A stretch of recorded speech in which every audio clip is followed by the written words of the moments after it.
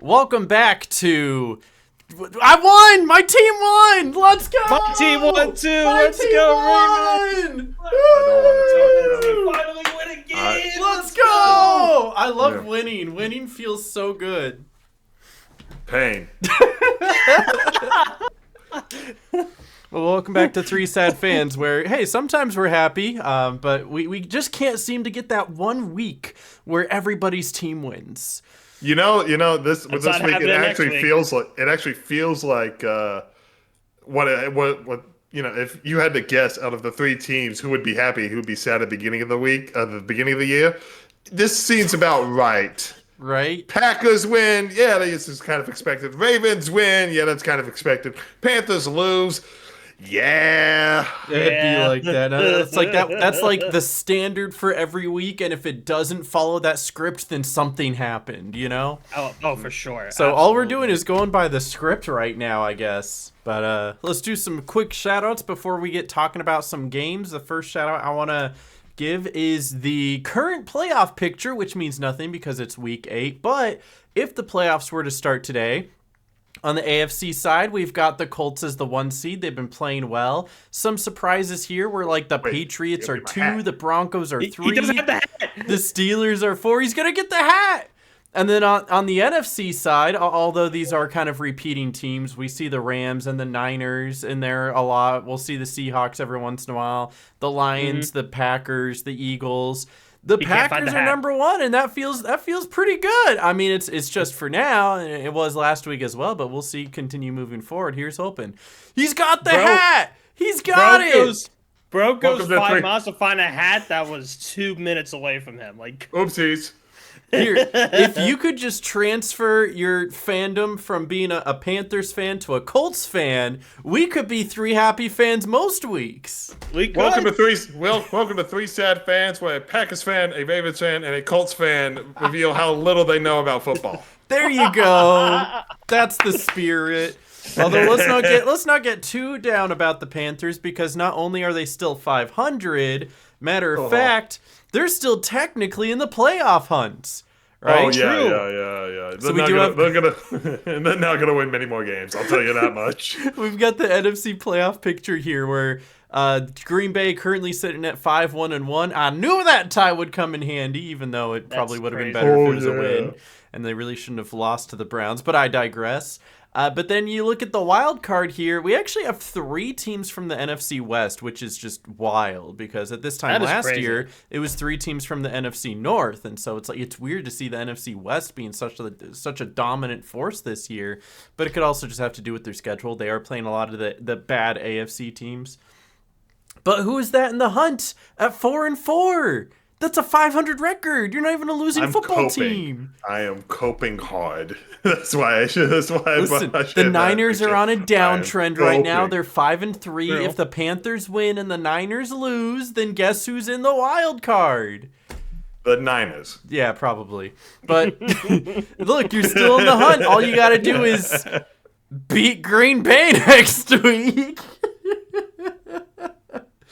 Easier said than done, especially if Andy Dalton's quarterback. Come on, if the Browns can do it, anyone can do it, right? Okay, I'd rather still have Joe Flacco over Andy Dalton. That is true, and we'll absolutely get to that. However, I do want to get into a couple more shout-outs, one of them being this wonderful transaction that happened between the AFC North and the NFC North. Noah, I don't know if you realize this, but the Packers and Ravens were best buddies last week, because the Ravens beat the Bears, who are the Packers' division rivals, and then the Packers beat the Steelers, who were the Ravens' division rivals. So as a Ravens fan, the Browns lost, the Bengals lost, the Steelers lost, and the Ravens win. And Bart Simpson is a very happy boy going to sleep as a happy Ravens fan. That is actually how I felt going to bed that night, knowing that obviously at the time that I went to bed, the Packers were trailing the Steelers. So I was only slightly worried, but I messaged in our little chat being like, "Oh, the Packers come back from this," and I was and they right. sure What did I tell you? God bless the Green Bay Packers for the fourth quarter comeback, because technically they were losing going into the fourth quarter, but they also had the ball with like second and goal going into the fourth, so it's like they were ready to score and take the lead right then and there. And so from there on out, they just did not let that go, and that felt pretty good. But we'll get to that as well. A couple more shout outs. I want to shout out the atrocious refs that called this not a fumble during the tush push. Because it's like, if you're going to stop the tush push some way, you're obviously not going to keep him from getting that like half a yard. It's just not going to happen. What you can do is take the ball out of his hands. And in 99 times out of 100, that's a clean fumble. And this one time, it wasn't, because the referees suck. And to be fair, they sucked all week long. Like, most of the games were blowouts, so it's not like it really had any substantial difference. But here, I think there was only one game that was one score, right? Yeah, there was only one game that was one score, but this one definitely could have been. If this is a turnover right here and the Giants have the ball, they very well could go down, score a touchdown, and now they're up 14-7 instead of allowing Eagles to go down and score a touchdown and they be up 14-7. And the way that the butterfly effect works, they get this turnover, there's a chance that Cam Scatterbu's ankle never turns backwards, you know? True. Yeah. So I'm going to blame the refs directly for Cam Scatterbu being out for the rest of the season. My goat deserves better. Ankles aren't supposed to look like that. No, they aren't. I accidentally saw it and I went, ugh. Like you think when I say his ankle was backwards and his foot was backwards, it's like you have an idea. No, like it was backwards. It was like, oh no, that's uncomfortable. No. So very uncomfortable. Definitely should have been a fumble. Yeah. I think everybody is in agreement that it's a fumble, but however, the NFL officiating does not. I want to give 2 more shout outs real quick. This one has to do with scoring leaders. I did present a fun little graphic there to you guys right before we started here. Do you know, in just about every single NFL team, every single season, the top scorer for any team historically has been the kicker, because for every touchdown scored, they're kicking the extra point, and they're going for every single field goal as well. For this season, the top scorer on just about every single team and across the league goes kicker, kicker, kicker, kicker, kicker, kicker, kicker, kicker, kicker, kicker, kicker, kicker, kicker, all the way up to the number 1 spot. But that number 1 spot belongs to Jonathan Taylor, running back for the Indianapolis Colts. Let's go Colts! Now, if that's not a testament to how dominant he's been this year and how MVP-coded he is, I don't know what is. But leading the entire league with 86 total points when everybody behind him is literally kickers is kind of crazy. He has 14 total touchdowns, 12 rushing, 2 receiving. Like if you can, especially running the ball in, rushing the end, you're going to score a lot of points. He has 3 games this year with 3 rushing touchdowns. That's phenomenal. That's crazy. That's wild. That's crazy. I don't know if you know this stat as well. With the 14 touchdowns he has from scrimmage, Saquon Barkley's historic 2,000-yard year last year also gave him 14 touchdowns.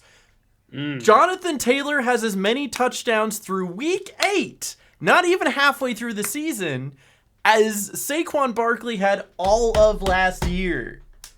That's crazy. If this is not MVP caliber, I don't know what is. No, you know the MVP is a quarterback award. Come on. I know, but that needs to change. Give us something. It's like how we need new teams in the Super Bowl every year. You got to keep it fresh. You got to keep it interesting. I'm so tired of seeing the Chiefs. I do not care. Even if it's not scripted, can we script it to make it where the Chiefs don't go? And can we script it where the MVP winner is not a quarterback for once? Make it a little interesting. I heard that you wanted to see Patrick Mahomes win MVP and take on the San Francisco 49ers in the Super Bowl again. Or the Philadelphia Eagles, right? You get a choice in that. It's either the 49ers or the Eagles. There's no in between, actually. I just want Rico Dowdle to be MVP. That's all I want. That would be great. He's nowhere close, but that would be great. It's not happening. Keep dreaming, Noah. Speaking of Rico Dowdle, my last shout out is Rico Dowdle. With 7 touches in the game, he got 52 yards, whereas Chuba Hubbard after 7 touches only got, how many was it, Tom? 13 or something like that. It's drastically different. So it's crazy to me that teams will force feed a specific player because they're paying him more, when in reality you should really just put yourself in the best position to win, which was kind of the issue that the Browns had with Deshaun Watson for the longest time. Obviously, he was the starting quarterback for a while until he tore his ACL. And the only reason, the Achilles, and the only reason they kept starting him is because they were paying him so much money, when in reality they had better quarterbacks to choose from.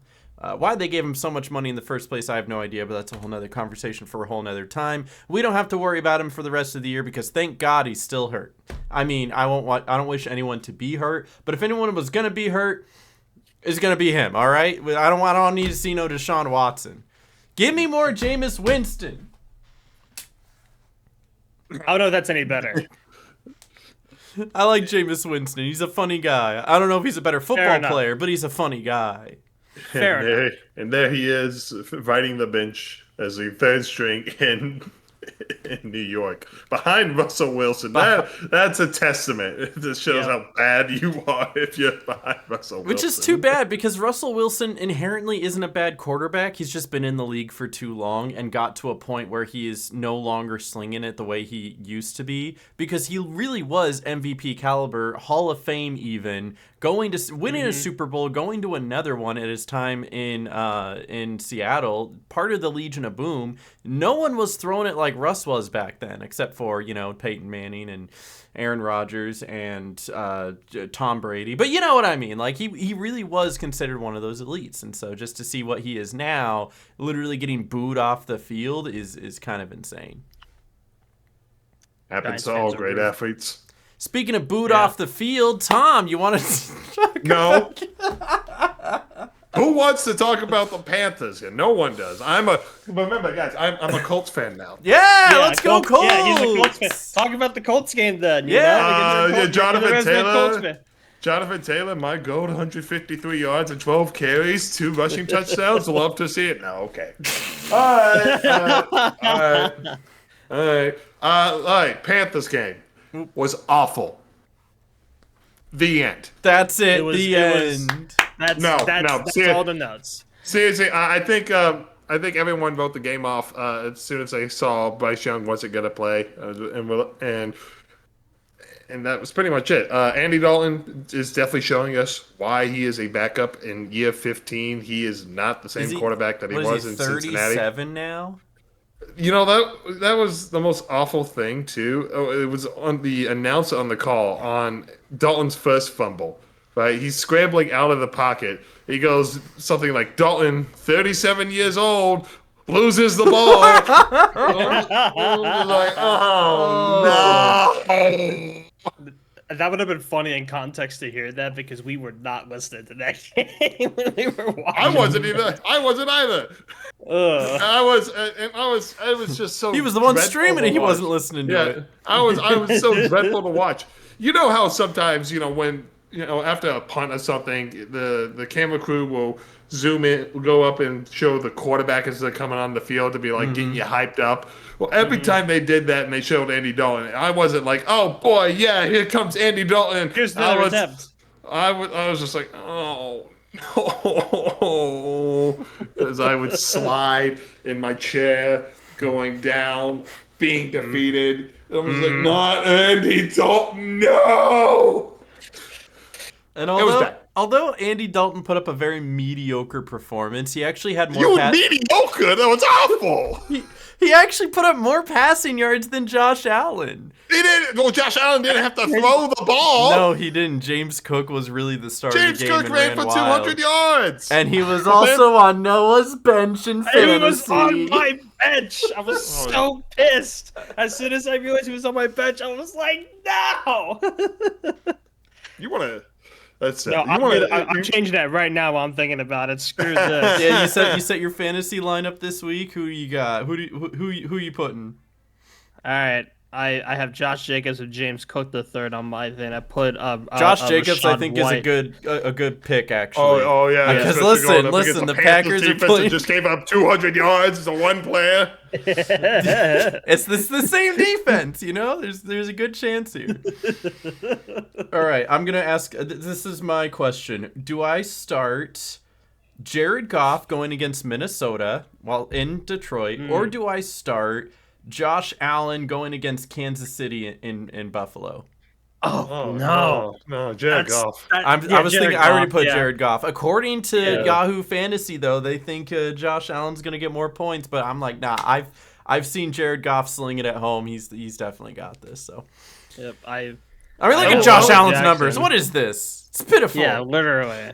But I mean, Josh Allen did have 2 touchdowns. I'm pretty sure he had a rushing touchdown as well, right? Yeah, he had 2 rushing touchdowns actually. Ooh. So 3 carries, 7 yards, 2 touchdowns. You thought the push was miserable. Yeah, with this combination of at least 1 passing touchdown and 1 rushing touchdown, he passed Cam Newton for most games with a passing and rushing touchdown by a quarterback in NFL history. How poetic against the Panthers, right? It's gonna happen regardless. And so I will end it on this. To sum up the entire game, right? There's like 12 seconds left in the first half. The Panthers have the ball. I know this play. It's 3rd and goal, right? All you had to do is you don't get tackled and bounce. So here comes Andy. He's looking. There's no one. Oh my God! He takes a sack. And so as he takes the sack, Carolina's got to rush on the field goal team because they can't spike the ball, otherwise it's a turnover on downs. And they don't get the snap off, so they don't even get a field goal. And I'm just like, oh, Andy, just throw the ball. In my notes before I stopped taking them, I said before you stopped taking them. Yeah, after I stopped taking them, because there's no point in taking notes in a blowout. It says throw the ball, Andy. Throw the ball. You're absolutely right. Throw it 15 seats, seats up into the seats, Just do whatever you do. Someone Don't a take a souvenir, sack. Andy. Yeah, just whatever you do, don't take a sack. And I'm just like, oh. You would think that's what I should have known. Know that, but unfortunately not. He looked a rookie quarterback, man. It was so. I also wrote in my notes. He looks like a geriatric gargoyle. Ooh. So, and he did. He was just like, now I feel. Like, that's not That's crazy. And looking ahead, there's a chance Bryce Young doesn't even come back for the game against Green Bay, and if that's the case, we're going to Lambeau to watch Andy Dalton die. No. At least I'll enjoy the game. And I'll have to live vicariously through you, yeah. No, you need to get a Bryce Young Packers jersey and just stand in with the crowd. That'd be really funny. A custom jersey, get it shipped out overnight. Jersey. Yeah, exactly. I'm sure there's a knockoff site that can do that. Yeah, I was gonna get a Packers Lamar Jackson jersey to blend it in with the crowd while I was in Lambeau, but I'm not doing that. It's too much money for one joke, No, absolutely not. The funny thing is that people used to make mock-ups of Micah Parsons Packers jerseys as a joke, and look who's laughing now. It's definitely Jerry Jones. All right, let's move on to a happier game. Let's talk about the Ravens. I had 2 questions for you before we move on, and I think you kind of answered one of them. The first one is, what's your confidence that Bryce Young comes back by next week, or when? It's 50-50. 50-50. According to reports from Monday, Bryce got in some good running sessions, and so he's listed as day-to-day. Okay. Which means he can come. Which means he can come back any day. So he might. It depends on the next couple of days if he can practice or not. Mm-hmm. And what was the other question? The other one is, how are you handling the running back situation if you're in charge in Carolina? Oh well, I read a report coming out from yesterday saying that Canales, our head coach, is going to move away from the 2 running back system, right? He's no longer going to alternate drives between Dowdle and Hubbard. And it seems that Dowdle will be getting the majority of the carries. In fact, I checked the Panthers depth chart on ESPN. before we started, and it had Rico Dowdle as RB1. Wow. So I think Let's go, Rico Dowdle. I mean, he these last two games have been extremely disrespectful to Dowdle, who put up back-to-back 200 scrimmage yard games, and they're just like, and I get you want to be loyal to your guy who has been RB1 the last couple of years, but it's like you want to be smart, you know? Yeah, you want to win the games. You want to put yourself in the best chance to win. Although I'll give you this, Rico Dowdle, fantasy owners, hold on to him. But I don't know if I'd play him next week against the Packers, who have one of the best run defenses in the league. But he'll still get some touches. I will end it. I will end Panthers segment with this final note. This game has reminded me the Panthers are not a win now team, right? They aren't built to compete for that wild card. This is the second game where they've just been, and if you're competing for that a playoff spot, you can't do that, especially in two games. At least understandably against the Bills, but right. It's understandably they do have a tough schedule, and they need to at least sneak out one of those games if they want a chance. Yeah, and to say that, I don't know if the Panthers are going to win more than one or two more games this year, because the remaining schedule, Packers, right? They got the Seahawks, Niners, and Rams still left. Ooh. And then 5 division games. So, and those division games are a crapshoot. Yes, 2 of them against the Saints, who might be our only 2 wins left. So who knows? I guess we'll have to see. All right, Ravens game. All right, Noah, tell us about the Ravens. How much confidence did you have coming into this game? Make me smile with the Ravens. Well, come on. Here's the thing. First off, I have a shout out. Yeah? What are you talking about, Siri? Anyway, so here's the thing, right? First off, a shout out. Lamar Jackson was the one that took the games away from the locker room. I have an article. Lamar Jackson did? Lamar Jackson was the one that suggested that we could get the games out of the locker room. Everything. He's the one that's all like, we have too many distractions. Oh my goodness. He was the one that was like, we need the focus. And he says maybe next year. Oh, that's crazy. So going to this game against the Bears. It was really funny now. It wasn't funny back then when we found out that Lamar Jackson was not starting. That everyone was like, "Yep, the Bears probably have this in the bag. Everything's great." No, they did. Bears did not get this. Fun story of this is that my dad does picks on our weekly picks as well. And he told me, he goes, if Lamar Jackson is starting, choose the Ravens. But if it turns out that he's not, switch my pick to the Bears. And so Sunday morning rolls around. We all discover that they're starting Tyler Huntley. And my dad texts me. He's like, switch to Bears, switch to Bears. And so I also switched to the Bears because I got that information. And a lot of people I know also switched to Bears because of the information. And lo and behold, we all would have had it right if we were just too lazy to do the work and go in and switch. Who would have thought?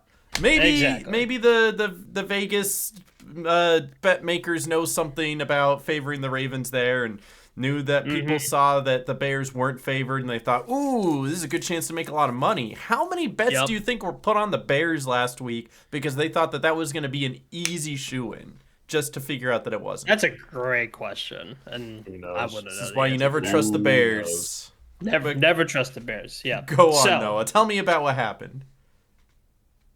So the Tyler Huntley really surprised me. I've never seen him play that decently since he was being first stringer for the Ravens a few years ago, because he was on the Ravens and then they let him go. He went to the Dolphins and then was on the Browns for like 5 weeks because they had 6 quarterbacks or whatever. Yeah, he was a warm body during training camp. That's what he was. Exactly. So I have on my notes here that the Ravens looked a lot better coming off of their bye week. They looked a lot better. Everything felt more well-rounded. They're not making too many mistakes. There still was some mistakes, but they weren't making as many. Obviously, Cooper Rush starting for us the last 2 games prior to the bye week wasn't the greatest thing, but Tyler Huntley definitely had more around. He's definitely a spinning image. Who probably gets a lot of his quarterback, character from Lamar Jackson, because I guess he's discount Lamar Jackson, but yeah, exactly. But the fact of the matter is that he's the type of quarterback to fit in that system. You know how sometimes you have to fit a system around a quarterback, and sometimes a quarterback around a system. So it's like you're not going to have Aaron Rodgers, geriatric, can't run more than 3 miles per hour, doing these RPOs where he decides to run it himself. So it's like Tyler Huntley mimics enough of Lamar Jackson to fit into those schemes. Exactly. So, yeah, they played really well. Looking at the box scores here, Tyler Huntley had 17 for 22, 186 yards and 1 touchdown. That's pretty decent. That's solid.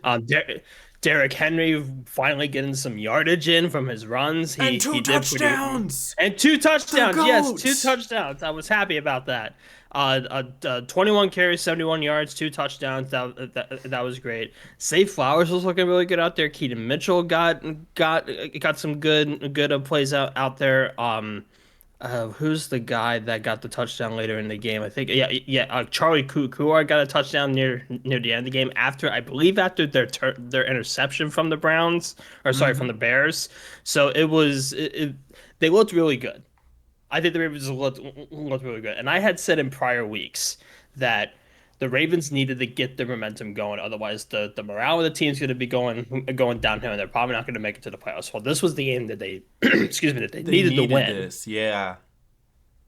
They needed this game to win. They needed to win this game in order to keep their momentum going and to get things back on track.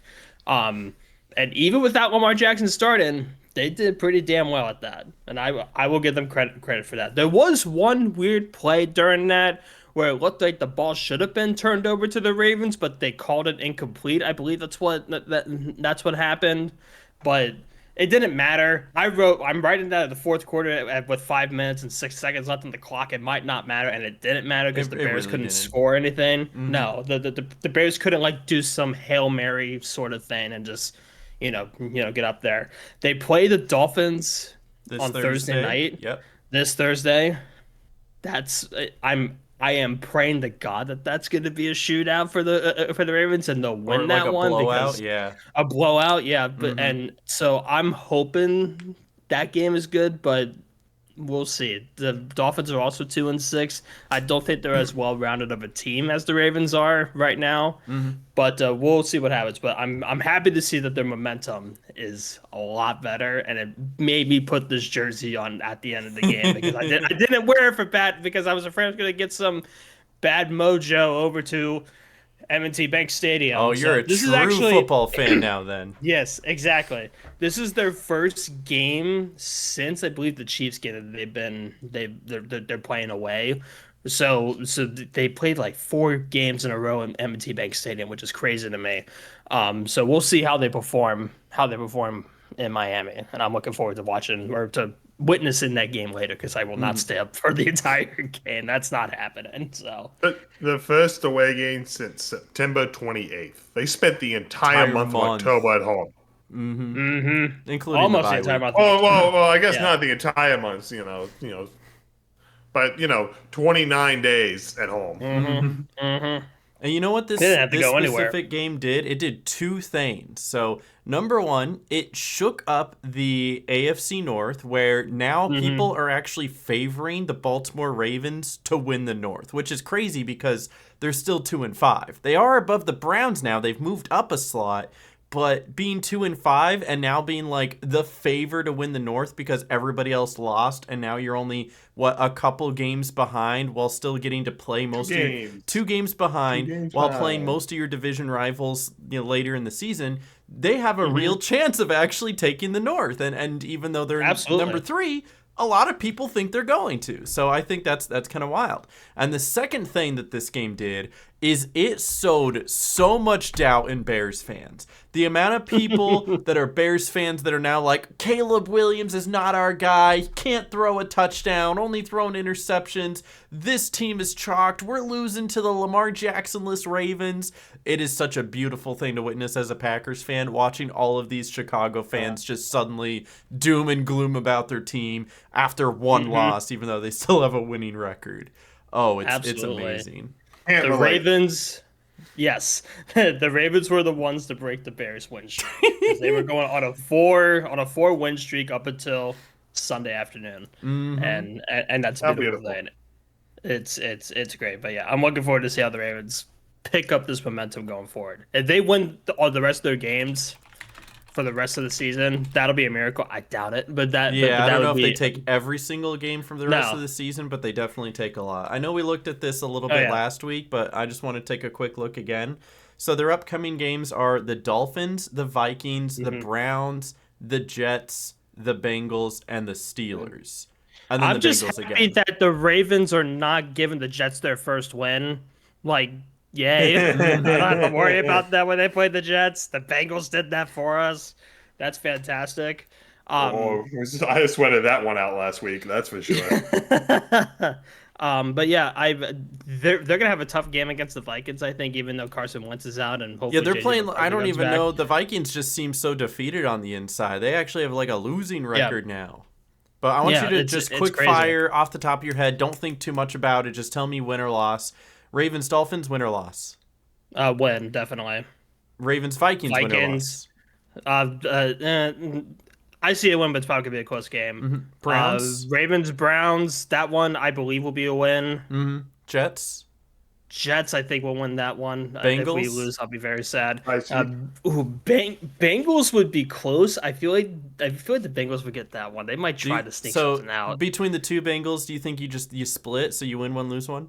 Yeah. Okay. Exactly. We probably win at home, but then not in Cincinnati. Do you think the same thing with the Steelers? Win one, lose one. Okay, and then Patriots, win or lose? If we lose that one, this is at home. I'm gonna. Yeah, it's at home. That's a win. That's a win. That's a win. All right, and then at Packers. Oh God, you're gonna be at that game. If you're gonna beat the Patriots, you better say you beat the Packers.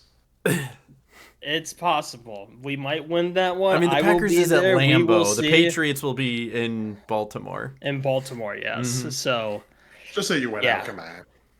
So, yeah. Buy a score. Yeah, why not? Buy a score.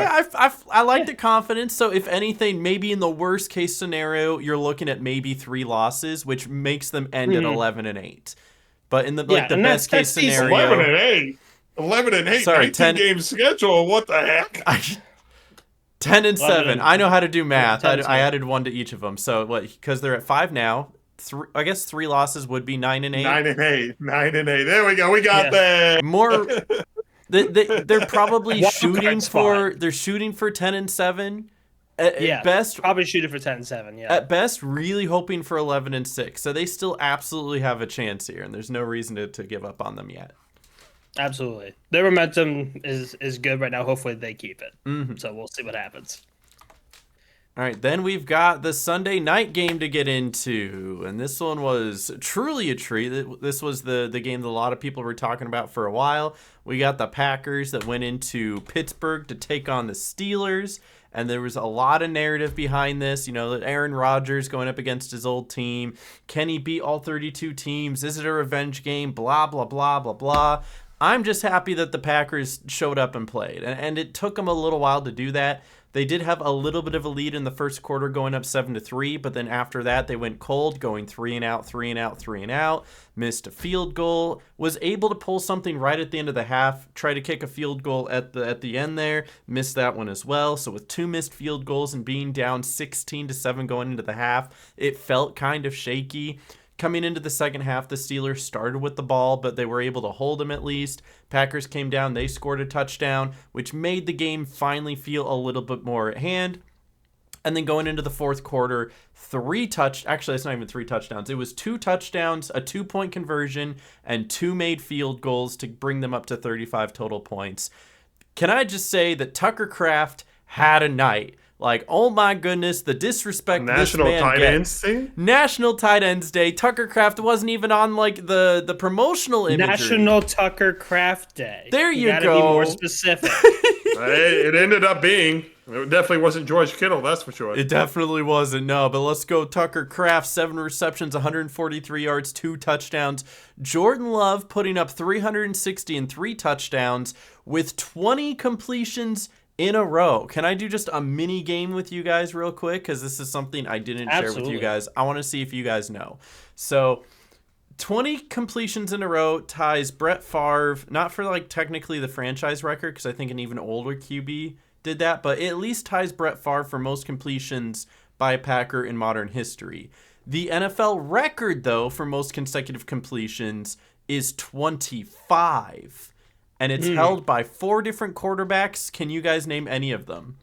3 of them happened in the 2018 year, and one of them happened in 2015. If we're talking 2018 year, I would say none of them were Manning. None of them are Manning. Neither Manning. Neither Manning. Yeah. Okay. I would say Tom Brady because he was not Tom Brady. These are not actually such unsuspecting players. It's so interesting. Unsuspecting players. Tyrod Taylor. No. I'll start to give you some teams though if I have this correctly. Yeah, just give me teams. Just give me teams. The San Diego Chargers. Philip Rivers? Philip Rivers had 25 consecutive passes to start a single game in 2018. That's wild. The shoulder flower. The Tennessee Titans. Mariota? Marcus Mariota had 25 consecutive passes across 2 games in 2018. The Tennessee Titans. God. Actually, I don't think he was. I don't think he was on the Titans at the time. So maybe he was the Miami Dolphins. Let me see where he was. Ryan Fitzpatrick? And no, it's not Fitzpatrick. No. Wouldn't it be Tyler Huntley? Because Tyler Huntley was on the Dolphins in the early 2020s. I'm trying to think. 2015 Titans quarterback. Oh, I can't think of it. Let's see where he was in 2015. Yeah, no, actually, I think he was he was the Dolphins quarterback 2015, but he also went to the Tennessee Titans. So that's like that's what I'm saying, unsuspecting quarterbacks. That's over my head. Yeah, I can't think of it off the top of my head. Ryan Tannehill. Oh, Tannehill. Ooh. Yeah, that makes sense. And then the last one, Philadelphia Eagles. 08 and 18? Wasn't Hurts. He wasn't drafted yet. No. Oh, was it Carson Wentz? It wasn't, no. Oh, was it really? Nick Foles? Was it Nick Foles? It was Nick Foles of the Philadelphia Eagles. Right after that, I think it was right after that Super Bowl win, yeah. Mm-hmm. Had 25 consecutive passes. And that's not the same Nick Foles I'm thinking of, right? He's not the kicker for the Nope, Jets that's Foles. No. With Folk. a K. Got it. Yeah. Got it. All right. So just that's my little fun tidbit I wanted to share with you guys. But otherwise, yeah, the Packers came out slow, as they usually do, but played a full, complete game there at the end. Rashawn Gary, 2 sacks. Micah Parsons with a sack. And they played complimentary football. They went, when Micah Parsons is being double-teamed, it allows Rashawn Gary to get in there and get all of the pressures and tackles. And even while being double-teamed, Micah Parsons is still getting in there to get tackles for losses and sacks, and so that's what you love to see.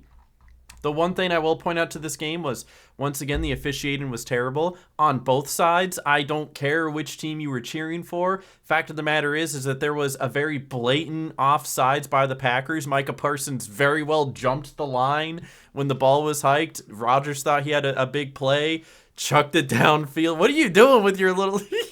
He's offsides. He's offsides. He's supposed to be over here. Yeah. He's like, I'm over here now. And here's the line of scrimmage. He's here. He's supposed to be here, but he's over here now. Rodgers throws up a prayer because he thinks it's a free play, only to realize no flag was ever thrown. But at the same time, one of the Pittsburgh Steelers had a very blatant false start, which allowed him to get to the outside and get a lead block out and a huge run gain.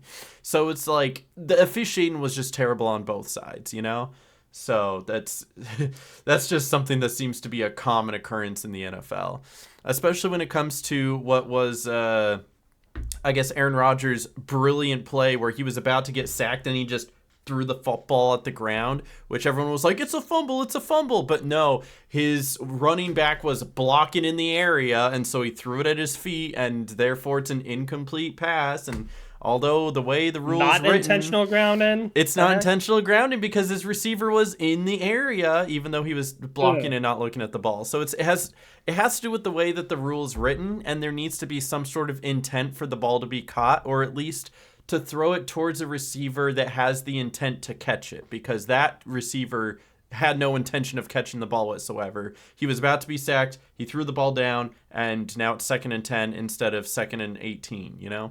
Or even better, a fumble recovery for the Packers, but it is what it is.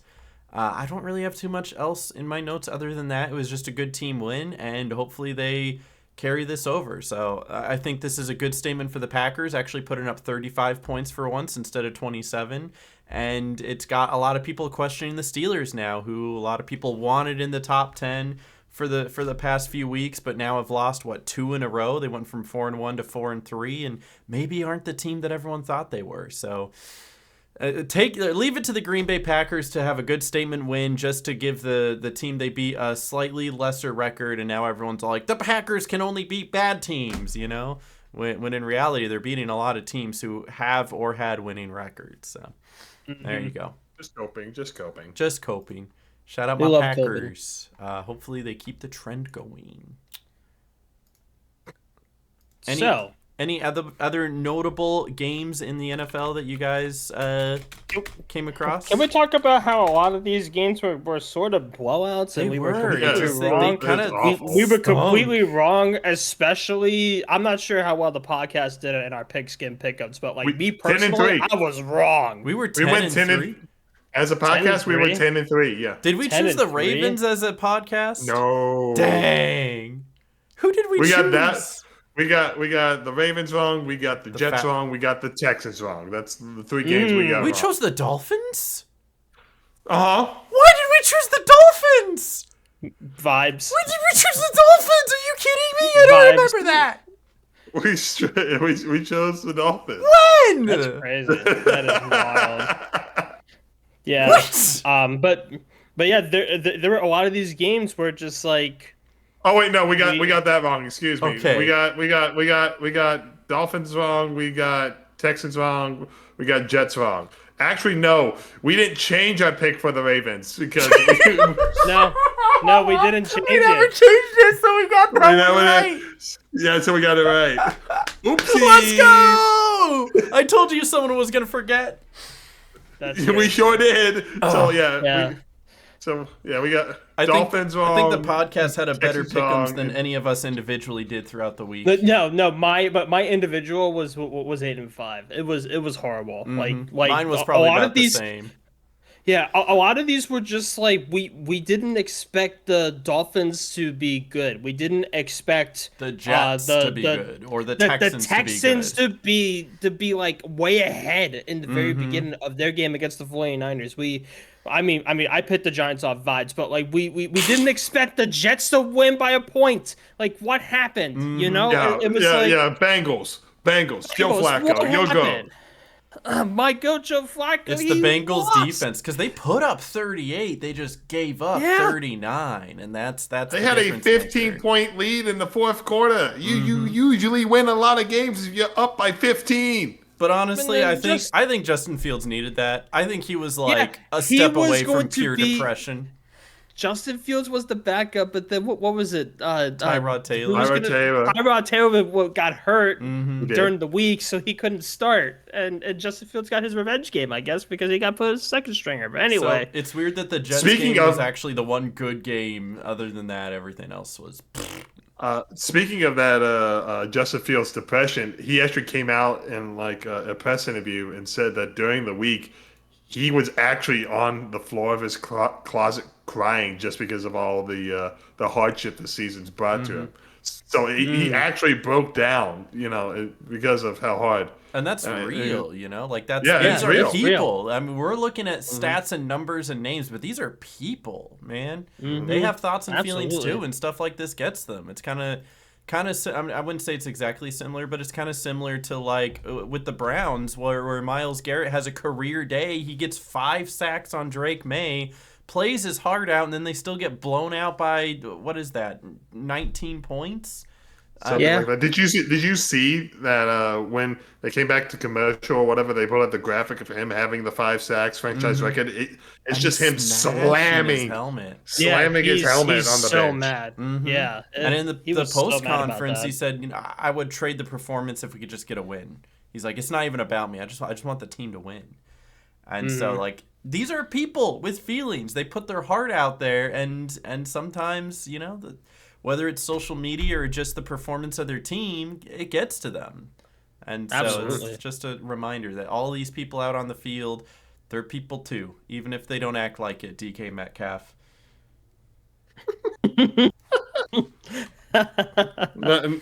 No one in particular, DK. No one in particular, but if I had to choose one. His name is DK. Last name Metcalf. Donkey Kong. Yeah. Donkey Kong Metcalf. But I'm sure he said that many times. I want to shout out Quay Walker for actually not instigating anything. DK Metcalf comes up to him and pokes him in the eye. It's 3rd and 2. Quay Walker doesn't say or do a thing, but the refs see it, so they throw a flag, 15-yard penalty, and kills the Pittsburgh drive. So beautifully done by Quay Walker, who has actually been renowned for fighting back, yelling things, and even got, I think he got... not suspended. What's the word I'm looking? Ejected from a game during his rookie year. Yeah, for fighting, and so he's come a long way in his maturity. So, shout out Quay Walker for real. You guys want to do some power rankings though? I think this week's power rankings are going to be much easier than last week. A little bit, yeah. Power ranking.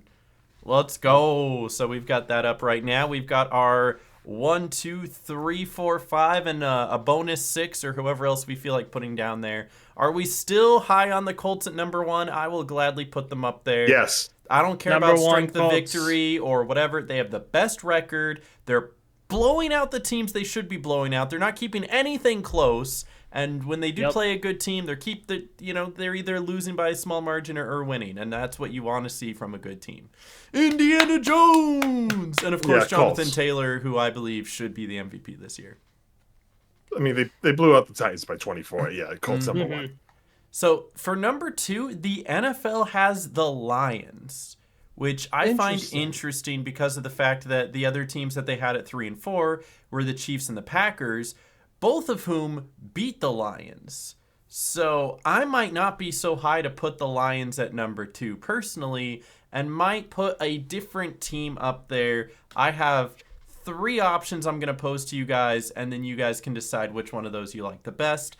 I like the Patriots. I like the Broncos. And I had a third one. What was it?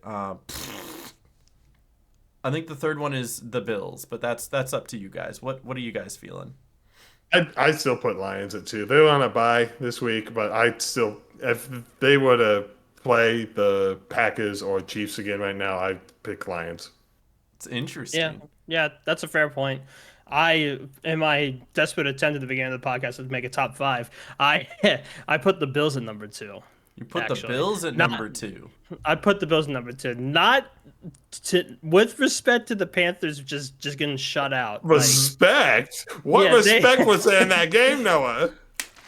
Plenty. There wasn't anyway, so this with Listen, respect by to the definition, the Bills just beat a winning football team by a lot of points. Yes, that's where I was getting to. So But honestly, close second to put at number 2 would be the Broncos, just because let me pull up the score again. They had a pretty dominant game against the Cowboys. It was pretty good. So I will tell you what, guys. How about for number 2, we tie the Bills and the Lions, and then number 3 we put the Broncos. Thoughts? I'm down for that. Sure. Who did you have, Tom? Who did you have at number 3? Patriots. Ooh. Oh, how about this? Patriots, then Broncos at number 4. Thoughts? I had the Broncos at 4, so that's fine. So we have Colts, Bills, So Lions at number 2, and then Patriots number 3, Broncos at number 4. And then at number 5, is it fair for me to put the Green Bay Packers? They are the number 1 seed. If you put the Chiefs there as well. I mean, I hate to say the Chiefs are on a heater. They are 5-3 now, right? And they started 0-2, went 1-2. I think were they 1-3, or were they 2-2 before they went 2-3? They were. Let's take a look here. That's a great. They started 0-2, went 2-2, lost to the Jaguars to go 2-3, and then won the last 3. And then they won the last 3. They are on a heater, so it's like they very well could end this season 14-3 with those being their only 3 losses. Yeah. It's crazy. Right. So we will put the Green Bay Packers as well as the Kansas City Chiefs tied at number 5 because both of those teams have been doing, they've been winning. Mm-hmm. Honorary mention of the Ravens because their momentum's coming back. Yo, yeah, sure, give it the Ravens. I say bonus number 6 is the Ravens, and then the entire NFC West minus actually not that one.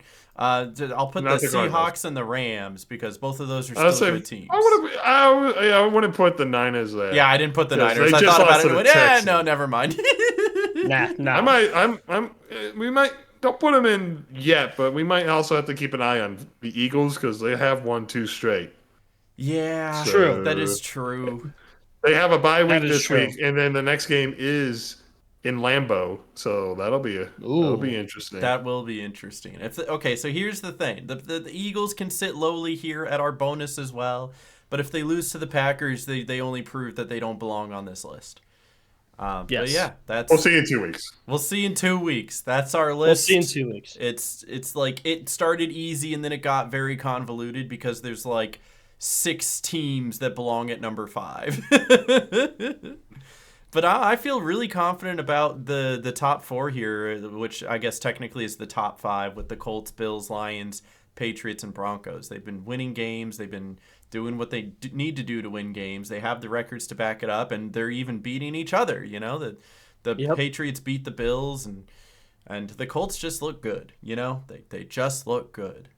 That's why I'm a Colts fan. When is the Colts' next real test? Like, when is their next potential loss? Let's take a look. NFL Colts. They play the Steelers. They do play the Steelers. They play the Chiefs before Thanksgiving. Mm-hmm. Ooh. On the 23rd, so that could be it. That's also in Arrowhead. So if the Colts go in and win that one, I think there's no reason that they wouldn't be number 1 on everybody's list. Mm-hmm. But they do still need to beat the Steelers in Pittsburgh, which is a tough place to play. The Packers did just do that, but it's not easy. Not every team going into Pittsburgh takes over 40% of the stadium and has the home team going on a silent count, Yep. I think they can beat the Falcons, though, depending on which Falcons team shows up, but most likely they probably beat the Falcons. Yeah, I think a lot of these are still very winnable for them. Also Super Bowl. Toto Super Bowl. I would be okay with that. It's not the Chiefs, Colts Ravens AFC Championship game. I'd be down for that. To meet the Packers in the Super Bowl. Anyone but the Chiefs for the AFC 2026. I'd be happy with the Colts. I'd be happy with the Bills. I'd be happy with the Ravens. If somehow Joe Flacco and the Bengals make it, I'd be happy with that. Oh, no, not the Bengals. Anyone but the stupid Chiefs at this point. It's so tiresome. Then at that point, Joe Burrow will be back playing for the Bengals. That is true, but would they want him to with how well Joe Flacco's been doing? Yes. Yeah, absolutely. Joe Burrow's younger than Joe Flacco, but still, I would love to see. It is a categorically better quarterback. I mean, I know people are tired of the Patriots, but the Drake May Patriots, I wouldn't mind seeing them. I would love to see the Bo Nix Broncos as well. There's a lot of teams. We got a 5-year reprieve of the Patriots being bad, and now they found the franchise guy again. Life's not fair. At least Drake May isn't as annoying as Tom Brady, though. And that's the worst part. The Patriots are likable. I know, right? They're likable. When in my lifetime have I ever said, I kind of like the Patriots? Never before until now. Never. I don't, and I hate admitting it. Not even when they had Cam Newton for that short amount of time. No, okay. It was easy to hate because they still had Bill Belichick. You know. True. Yes, that is true. Now they're new and fresh, and so it's actually not too terrible. Pain. Hate the players, not the franchise. Anyway, let's get into some game picks, shall we? Yep. Podcast went 10-3 last week. Let's see if we can't do better this week. All right, coming into the Thursday night game, the 2-5 Ravens going into Miami to take on the 2-6 Dolphins. I'm choosing Ravens. Yeah, Ravens. I hope pray to God that they win. Is it like for sure Lamar Jackson is coming back? Yeah, he is not listed as questionable anymore on my fantasy list. So yeah, Lamar Jackson is back, baby. Yep, Action Jackson's back. Action Jackson. Good. I've never heard that. Is that a saying? That's what I saw on social media. Apparently they call him Action Jackson. So whatever that is. Just because it rhymes. It just rhymes. True. Mm-hmm. Although Tua, you guys don't believe in Tua's swollen eye? Tua pink eye? I do not. No, I do not believe in Tua's swollen eye. I don't think we can count on him having pink eye every single week. But hey, he threw 4 touchdowns while barely being able to see his receivers because apparently his O-line is too tall and Waddle is too short.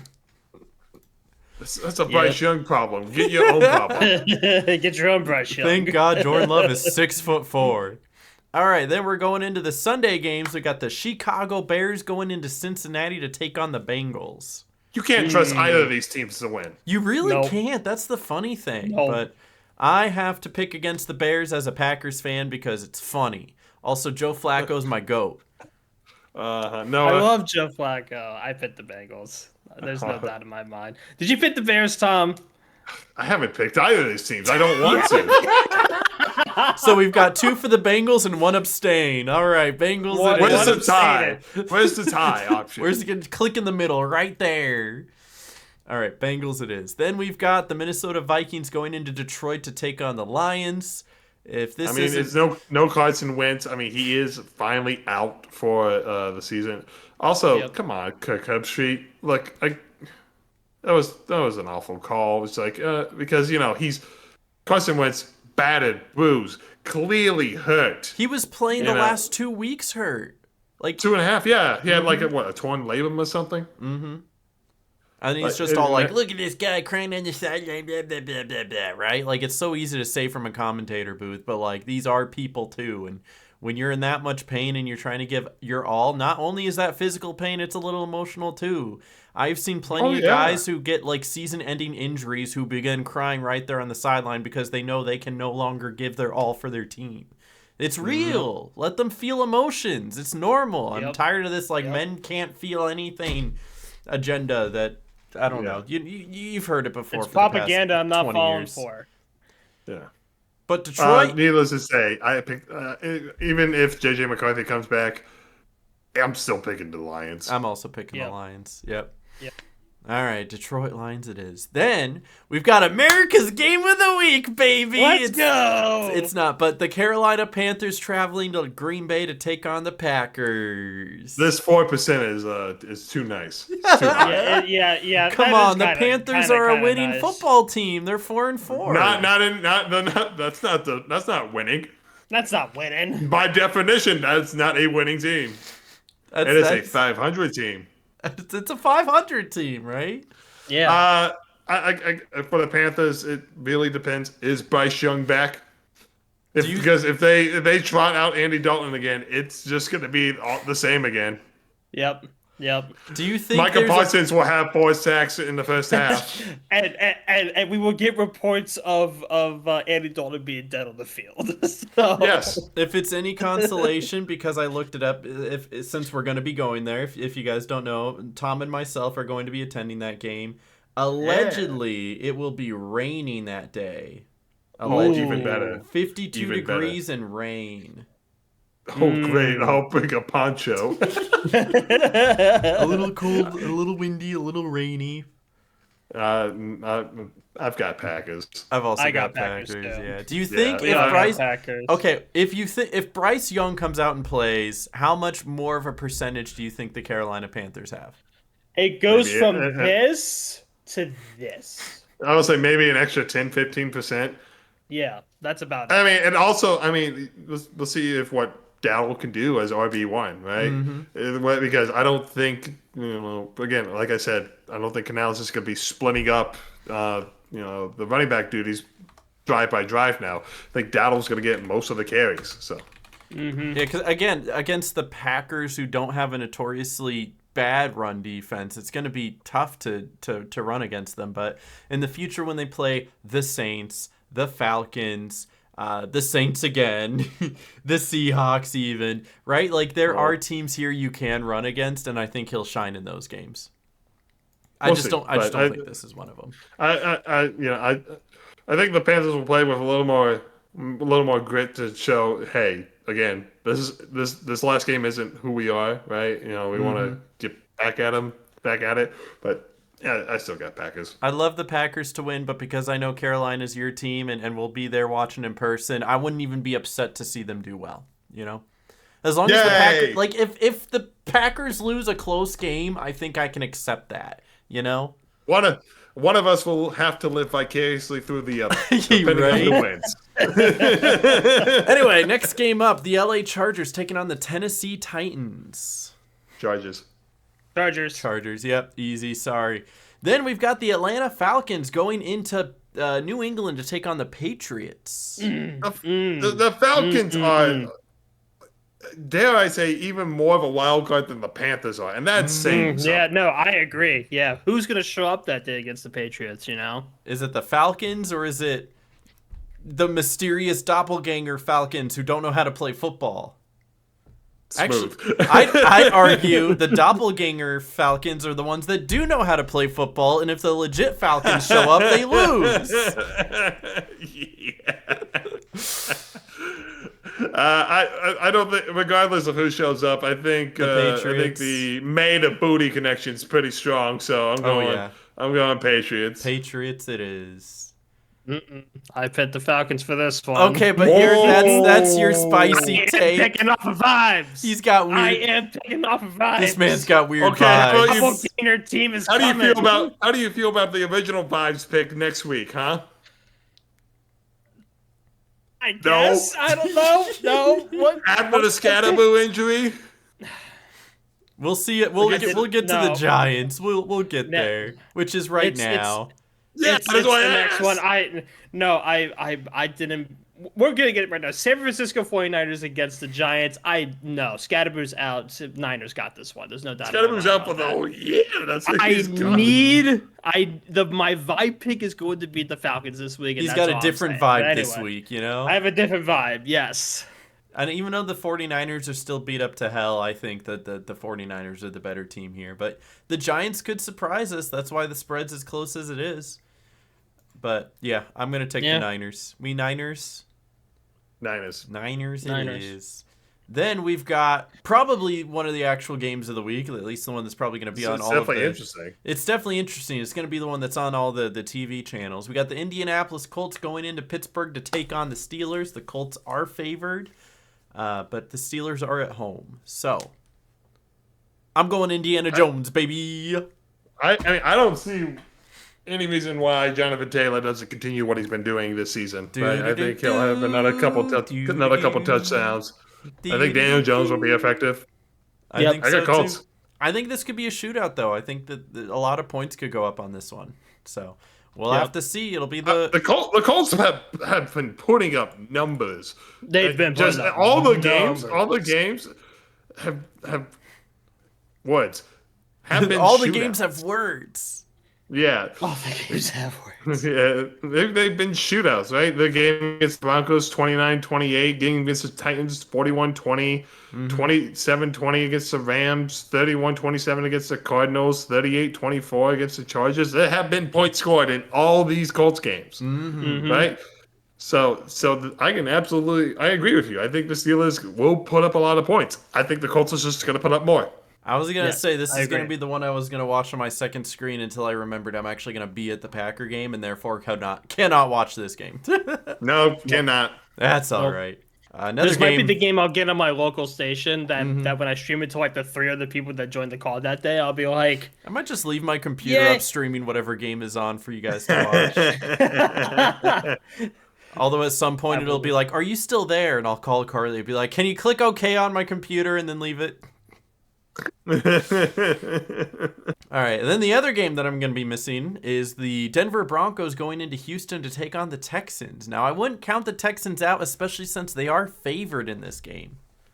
They are playing at home. Which is wild. Mm-hmm. Like, yeah, they just beat the Niners, that was definitely an upset. But I need the Broncos to win so that they can keep the lead over the Chiefs. Yeah, I've got the Broncos. I got the Broncos in this game. I also have the Broncos. Noah, Broncos? I also have the Broncos. Broncos it is. Let's go. Then we've got the bowl. the Jacksonville Jaguars heading into Vegas to take on the Raiders. All right, I'm going to throw it out there right now. This is my vibe pick of the week, and I'm taking the Raiders. No, you're crazy. Really? I'm crazy. I'm taking this is my vibe pick. We all get a vibe pick, okay? It's the vibe card. My vibe card this week is the Las Vegas Raiders. Discuss. Okay, but why? But why? Just on vibes? Both of these teams are coming off of byes. However, the Jacksonville Jaguars went from a 4-1 team to a 4-3 team. They're in the middle of their collapse. I don't think they're as good as their record shows. And the Raiders have played a lot of tough games. Although Geno Smith has been their weakness, if he can just get one good right game, I think this can end up being a lot closer than maybe the point spread or what Vegas favors shows. I think the Jaguars do win this 60% of the time, but I do think this is a 40-60 split as far as a game goes, and this just happens to be, in my opinion, going to be one of the 40% times. So, you think Tyler Lockett pushes this Raiders team Tyler over the line? Lockett got traded to the Raiders. I think that Geno having a real receiver to throw to could do wonders for them. So, my pick is the Raiders. Noah? I picked the Jaguars personally. Understandable. I just think that because they have a winning record, they're technically the better team. That is technically true. You do make some good points. Any given Sunday. Any given Sunday, they could be the other way around, but I really think the Jaguars got this one in the bag. Understandable. Tom, who'd you pick? Yeah, I picked the Jaguars. I think it'll be an ugly game. All right, no, it's definitely going to be an ugly game. I'll click the Jaguars. I'm clicking the Jaguars. But don't be surprised if the Raiders pull this one out. Will this game be more ugly than the last Panthers game? Where I guess they played against the Jets or whatever. There will be more points scored than 13-6. Was that what it was? Mm-hmm. It could be that. There'll be more points than that. There'll be more points than that. All right, then we've got the New Orleans Saints going into LA to take on the Rams with one of the most favored games of the week. I think it might even be more favored than the Packers game. Yeah, the Packers are minus 1,000 and the Rams are minus 1,400. The Saints the last 2 weeks have finally looked like the Saints we thought they were going to be. Mm-hmm. Bad. And it's like the Buccaneers played terrible and still beat the Saints. Handily. Very handily. So much so that Spencer Rattler, in his NFL career and starts is 1-14, finally got benched. Took him long enough. Yeah. But I'm going with the Rams. Rookie Tyler Shuck. Tyler Shuck is starting. And Noah, I'm gonna put Tyler's last name, and I know I just said it, but I just want you to see how it's actually spelled. All right. So in our DMs, right? Yep. This is how it's spelled, and that is how you say Shuck. What do you mean that doesn't say shoe? SHOUGH. SHOUGH is how it's spelled, and it's pronounced Shuck. What's the originality of that? What's the nationality? Don't know. It's just funny that's how that's pronounced. I'm taking the Rams. Matthew Stafford, 4 touchdown passes. Rams. What do you think, Noah? Rams? Rams. Yeah. I'm moving on. Rams. It's the Rams. Then we've got, this will actually be one of the most interesting games of the week. It seems like these two teams always play each other every year. It's crazy. And it's always in Buffalo. They keep winning the division. It's always in Buffalo. It's crazy. In the regular season in Buffalo. In the postseason in Kansas City. Every year. When it matters more. It's like it's scripted. But no, really. We got the Kansas City Chiefs taking on the Buffalo Bills in Buffalo. Who do we got? The Chiefs are favored, but the more people picked the Bills. Well, the Bills always win the regular season matchup. They do. But they always lose the postseason matchup. Mm-hmm. Do you think history repeats itself? Yes. You think the Bills are going to win? I think the Bills will win. I'm throwing a loop. I think Kansas City is too hot right now, and I think we actually flipped the script. I think Kansas City wins in the regular season here, even being favored, but then they're going to lose in the playoffs to the Bills. I'll take that. I would love that. I'd rather have the Bills defeat them twice. It would be great, wouldn't it? Yeah. Would be beautiful. No, no, it's back to his morals. If you pick against the Chiefs, ethics, I'll totally choose the Bills here. Back to my ethics, I pick the Bills. All right, we're picking the Bills. But again, don't be surprised if the Chiefs win because, again, they are favored. They're on a hot streak. Then we've got the it's a game, that's for sure. The Sunday night game. For the Seattle Sunday Seahawks night slot. Going into the Commanders. Why are the Commanders having so many night games? They've had so many prime times. They just got off of a Monday night game. They did so well last year. It's like, surely they'll keep up the momentum, Jane Daniels gets hurt twice. Yeah, it hasn't been the case. I think the Seahawks not as good. Mariota's been okay, but he's been only okay. His interception that he threw bounced off of Deebo Samuel's helmet. And their run game, they would get down the field and then turn the ball over. I watched. That's why we need a. It took so long for there to actually be a punt because both teams were either throwing an interception or going forward on fourth down and not making it. Right, and that's just what kept happening during that game until the second half, where the Chiefs finally picked it up, ran away with it, and the Commanders couldn't get anything going. But it was actually weirdly close in the first half because nobody punted the ball until the second half. It was all just interceptions and turnovers on downs if they weren't scoring a touchdown.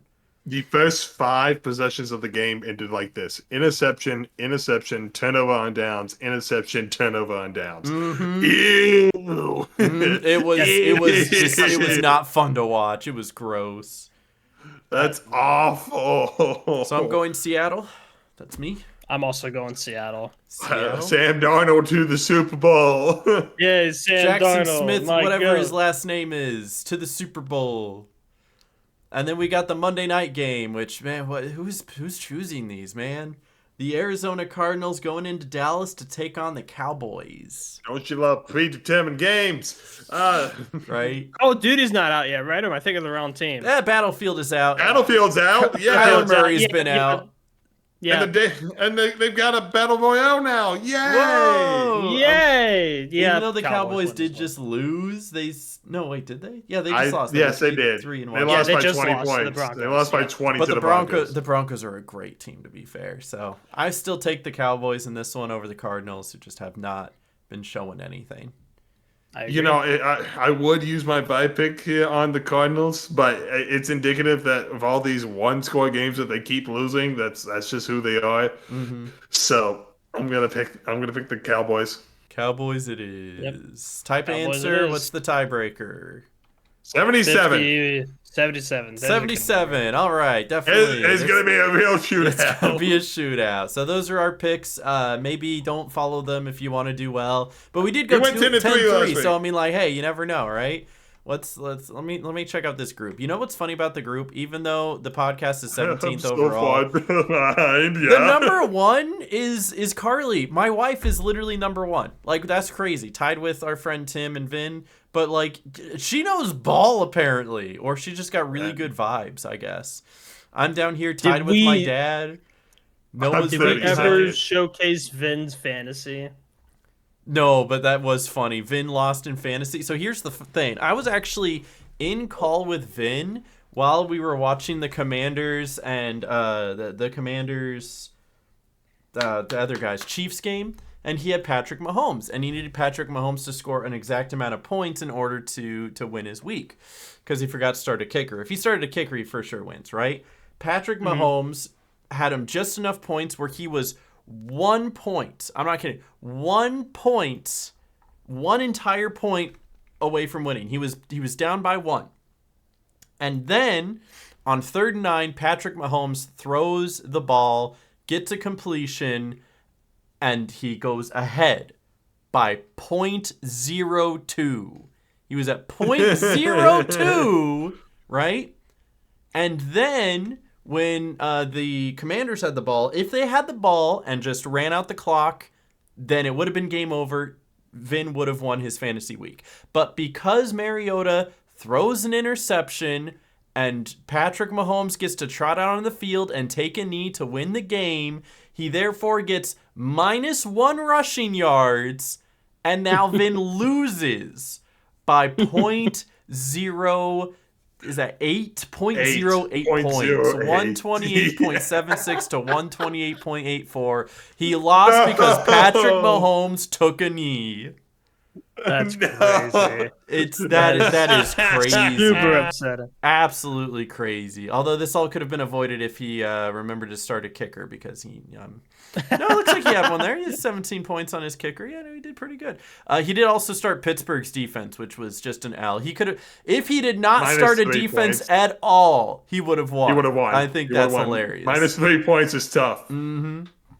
So anyway, shout out my friend Vin. Sorry. All right, you guys ready for the fun game though? Yeah. All right, let's see if I can get this here. No, it's this one. Can I share my screen without this absolutely breaking, or will it break? I'm sure it's gonna break. Oh, it's definitely gonna break. I was trying to see. Oh, it's totally broken. Everything's broken. Did I not? I don't think I ever came up with this. Oh well. I guess I won't share my screen. I'll just, because then it looks really weird on the recording. So just know that we do have NFL Jeopardy that we're gonna ask some fun questions for. The categories? My brain's not working today. The categories are NFC, AFC, quarterbacks, who did this, and Super Bowl. And it's not really going to matter the points or whatever. I'm just going to go through the questions and we're going to kind of guess them all together. But we'll start. Do we need to ask the ask the question? You'll get the answer. It doesn't matter. We're all playing together. How am I buzzing in? We're working together as a team. We're all on the same team here. I don't have the answers. I just found this today. So we're going to work together. The first question, NFC for 100. What was the first ever NFC team to win a Super Bowl? Packers? It is the Green Bay Packers. I know that because I'm a Green Bay Packers fan. Super Bowl Correct 1. response. What is the Green Bay Packers? It should be who is the Green Bay Packers, but close enough.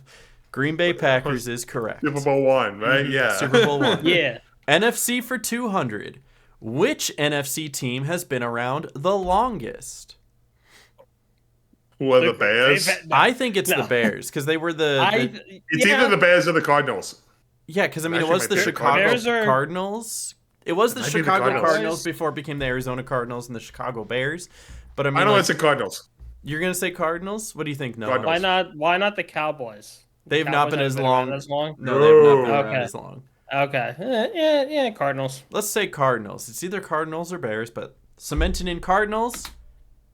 The New York Giants from 1921. Ooh. That's crazy. Check this? That's a capital W. Who? Who is the New York Giants 1921? All right, NFC for 300. -100. That's where we are right now. Yep. Mm-hmm. What TV network showed NFC games until mid-1990s? Who is CBS? Well, it would. I mean, technically, they don't. I mean, they do still kind of show NFC games. Oh, I don't know TV rights deals. I don't either. Do we just go burp, burp, burp, right? Like a burp, burp, burp? What is CBS? Wait, Noah had it right. Whoa. Noah had it right. It was CBS. That counts. I guess now they do AFC. I guess they do AFC now. So NFC for 400. Which NFC team has the longest overtime touchdown pass in history? Repeat the question.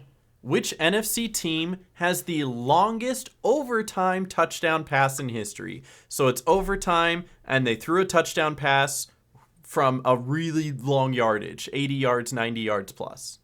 Which team did it? Okay, well, I think the Panthers in the double overtime win against the Rams like in the '03 season, that went for like 60 some yards. But that's not. There's got to I be don't have an somebody answer who for this. like got a touchback at the 20 and then threw a touchdown pass and just won the game, right? Hold on, everything's frozen. Internet's a little wonky. Yeah, There's got to be. So we're good. We're back. If I had to take just a random guess, I'm going to say the New Orleans Saints. Just as a random guess. It seems like something Drew Brees would do. Well, anyone else random guesses? I've got nothing. Yeah, I would say New Orleans Saints. Yeah. Wait, maybe it might be because of the river replay or relay, whatever that lateral pass they had against the Jaguars was. I don't know. Let's find out. It's the Philadelphia Eagles threw a 99-yard touchdown pass in overtime. Never heard of it. Crazy. Never heard of it. Nope. NFC for 500. In what city did the Arizona Cardinals originally play in? What is Chicago? The answer is what is Chicago. Oh, we were just talking about that too. Crazy how that's the 500 one. Anyway, now we're going to AFC. We got AFC for 100. What was the first ever AFC team to win a Super Bowl? It was Super Bowl III? It was not the Baltimore Colts. I actually don't know the answer. It was their first and last Super Bowl. That was Joe Namath, right? Jets. Joe Namath. That was the New York Jets, baby. Against the Baltimore Colts. Baltimore Colts. Crazy the Baltimore Colts used to be NFC, right? Interesting. Were they? Interesting. Well, because in the Super Bowl, it's AFC versus NFC. If the AFC team was the Jets, the NFC must have been the Baltimore Colts. Yeah, fair enough. All right, AFC for 200. How old was the oldest player in the NFL? He was in the AFC. It's not Tom Brady. I'm guessing it was a kicker. I guess is it Adam Vinatieri? But the question is, how old was he? 45? I think that's a good venture for a guess. Noah, what do you think? I'm going to try to cover all our bases, and I'm going to say 46. 43. 43. I think Tom Brady was at least like 44, so maybe not 43. 48. Let's go with 48. 48. No. Right. That's my final answer. No way. Let's find out. The answer is 48. It was George Blanda for the Oakland Raiders. Noah's a genius. I'm a genius. It was 48. I have psychic powers. All right. That's too old. That's too old. Dude, put the pads up, go to the retirement home, and go play shuffleboard. AFC for 300. How many Super Bowl wins does the AFC have? I wonder if this is updated regularly. There's been what, 50 some odd Super Bowls now? 59? 59. So what if I say like 33 for the AFC if I had to take a guess? Because there's a lot of Colts and no, because there's a lot of Pittsburgh Steelers wins. There's a lot of Patriots. Steelers, 6 Patriots. 2 Ravens. Right. 3 Broncos. 35. How many do the Chiefs have? At least another 3 there. I'm gonna say 35. 4, 30. This is 32. All right. The answer is 21. What? I don't know if this is old or what, but it has to be. There's no way. It has to be old. Maybe it is. It's in the 40s era. You know. I'm googling this real quick. We are fact checking. How many Super Bowls has the AFC won? 28.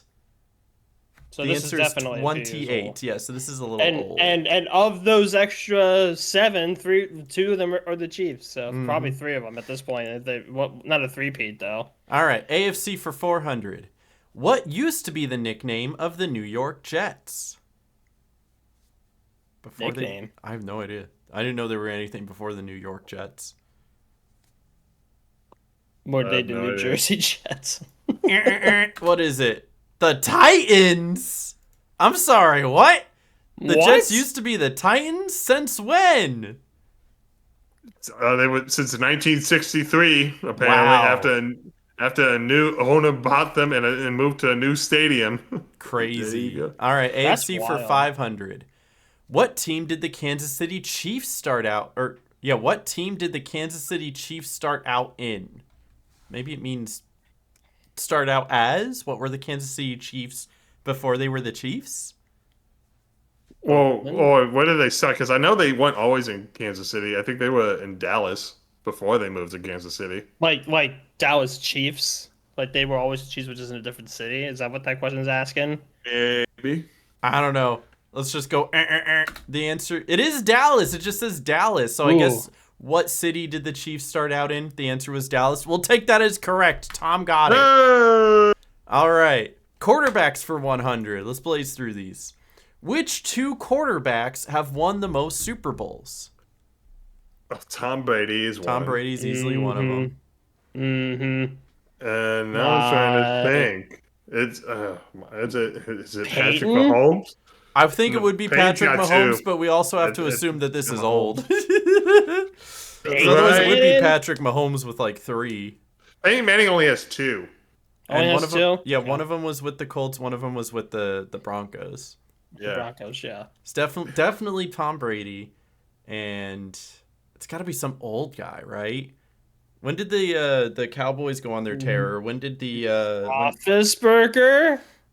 Oh yeah, it when might did be. the It might be Troy Roethlisberger? Aikman. Steelers? Potentially. Troy Aikman. It might be Troy Aikman. All right, well, let's find out. The answer is Terry Bradshaw and Joe Montana? Nah, because Tom Brady has to be up there as well. Because, yeah, this is old. This is old. What year is this from? Because it says 4 each. Tom Brady has what, 7? 7. Yeah. 7. Yeah, this is Yeah, old. This is This old. was Yeah. built in the 1990s. Bro, the website looks like it was built in the 1990s. All right, quarterbacks for 200. Which quarterback has had the most losses in their career? Oh jeez. Drew Brees. No, it's not Drew Brees. This answer is Oh. totally different now just because of how long everybody's been playing, right? Wasn't it? Yes. I don't know because You just got to think who's been playing the longest at this point. My mind went Brett Favre, but Yeah, it's like, I would that's not assume right. it's like Brett Favre or something. What does the website think it is? Vinny Testaverde at 120. Vinny Testaverde! Do you know who that is? I've heard the name. Yeah. Well, now you know that he's the I've never quarterback heard with the of it. most losses. All right, quarterbacks 300.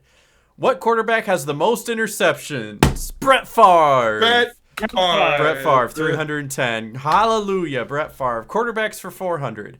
What quarterback was sacked the most during his career?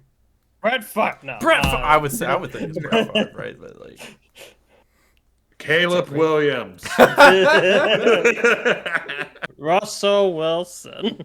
this is like old too, so I don't know, man. It's gotta be some quarterback from the 70s, Terry man. Bradshaw. I don't know. Answer is John Elway, 316 Ooh. times. Never would have guessed that. All right. All right. Quarterbacks for 500. Who was the quarterback of the Pittsburgh Steelers when they won the Super Bowl in 1975? Not Roethlisberger. This is Terry Bradshaw. Yeah, I was like, I'm thinking Terry Bradshaw, right? Would they guess double so. dip into Terry Bradshaw? I believe they double dip. I think whoever wrote this was a Steelers fan. All right, let's see. The answer is Terry Bradshaw. They Nice. did double dip They did into double Terry dip. Bradshaw. All right, 2 more categories. Who did this for 100? What NFL player got the most touchdowns in his career? This is totally going to be wrong because we know the answer is Tom Brady. Unless it's talking about like receiving / rushing. If it's receiving, it's like Jerry Rice, Yeah, right? right? It'd be like Jerry Yeah. Rice. So I'll say Jerry Rice, but we all know Tom Brady threw the most. The answer is Jerry Rice, 207. Dang. All right, so that they need to write the questions better. the Scrimmage answers better. touchdowns. Yep. Yeah. All right, who threw the most touchdown passes in career? This is going to be wrong. We all know it's Tom Brady. Brady. Tom Brady. Brady. Tom Brady. They put Brett Favre. That was my second guess. Oh my goodness. Brett Favre is like number 5 now. Touchdowns thrown career. Let's Wikipedia. It goes Tom Brady, Drew Brees, Peyton Manning, Aaron Rodgers, and then Brett Favre. Mm-hmm. So this is old. Tom Brady's number 1 with 649 touchdown passes. By a long shot. Compared to Brett Favre's 508. All right, this is definitely going to be old too. Who was the heaviest player in the NFL? We're fat shaming here? I guess. The refrigerator. The refrigerator? What was his name? Perry. His last name was Perry, like William Perry or something. Well, the answer is Aaron Gibson at 410 pounds for the Dallas Cowboys. That just sounds like a regular lineman now, if you ask me. Oh, he's a little hefty. Lineman on like 350 or something. Mm-hmm. All right. For 400, which 2 NFL players have been to the Pro Bowl the most? Which this is totally incorrect now, I'm sure. Pro Bowl quarterback Tyler Huntley. Yes. The answers have got to be like Peyton Manning and Tom Brady, which they probably don't even go because they're too busy being in in the Super Bowl. Yeah. Yeah, in the playoffs. Yeah. I have no idea. I'm just gonna click it. The answer is Merlin Olsen and Bruce Matthews, who have appeared 14 times each. Exactly. Who? Exactly. All right. Who did this for 500? Guys before time. What NFL player played on the most teams? Name 2 of the teams. Oh, it's Ryan Fitzpatrick. Fitzmagic, baby. Come on. Bills, Dolphins. This is probably made after Fitzmagic, man. Oh, absolutely. But I'm clicking it at this point. I'm just curious. J.T. O'Sullivan played on the New Orleans Saints, Green Bay Packers, Chicago Bears, Carolina Panthers, Minnesota Vikings, New England Patriots, Detroit Lions, San Diego Chargers, San Francisco 49ers, and the Cincinnati Bengals. He played for 10 different teams. Are you going to see how many Fitzmagic played for? Because I think that was 7 or 8. So I'm just trying to find this. Apparently, it's Josh Johnson, who has played for 14 different teams. I believe it, yes. Josh Johnson? Yeah, no, that makes a lot more sense than whoever this guy is. All right, Super Bowls for 100. Who won the first ever Super Bowl in 1967? Green Bay Packers. We're really double dipping into the pack. It's the same question. You sure are. The Green Bay Packers. Same question. Yep. Super Bowls for 200. What is the Super Bowl trophy called? Luckily, they didn't change this. Lombardi Trophy. It is the Lombardi Trophy. They didn't. It's not even the Vince Lombardi Trophy. It's just the Lombardi Trophy. So that's they wrote it incorrectly. But Super Bowl's 300. What was the first wild card team to play in the Super Bowl? Wild card team. Oh, fuck. The Carolina Panthers. I know who the first wild card team to win the Super Bowl is. I don't know that either. That was the Green Bay Packers. In 2010, 2011. So of course it was. I would bet it's the Green Bay. Is it the Green Bay Packers? No, it's the Dallas Cowboys. The Dallas Cowboys were the first wild card team to play in the Super Bowl, though. All right, Super Bowls for 400. What is the record number of punts for one team in a Super Bowl? The Cleveland Browns. Was it that awful Patriots-Rams Super Bowl? No, because this was made before that Super Bowl happened, remember? Because Tom Brady didn't win any Super Bowls. And Brett Favre has the record for most touchdown passes at 306. Ew. I don't know what it is then. I'm going to say 13. That's my guess. It's got to be like 9 punts or something. 10. 9, 10, 13. The answer is 11 by the Giants. Close enough. Ew. And Super Bowls for 500. What was the first Super Bowl to be played indoors, and where was it? New Orleans. I was probably in New Orleans. New Orleans Superdome. Is that our final answer? No, there was what? There was a.